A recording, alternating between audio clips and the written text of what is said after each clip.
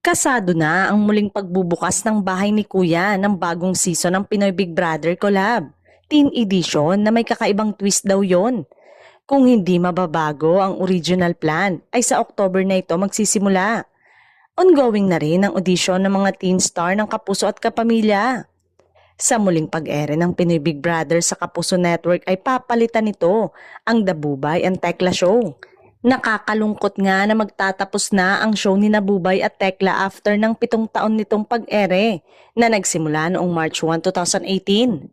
May ilan na hopeful makabalik pa rin ang Dabubay and Tekla Show pagkatapos ng Pinoy Big Brother sa unang quarter ng 2026.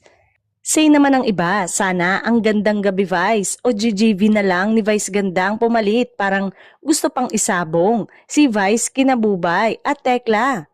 Why not umano lalo pa at may partnership ang ABS-CBN at GMA? Hindi na malabong mangyari ang mga collaboration ng gaya nito.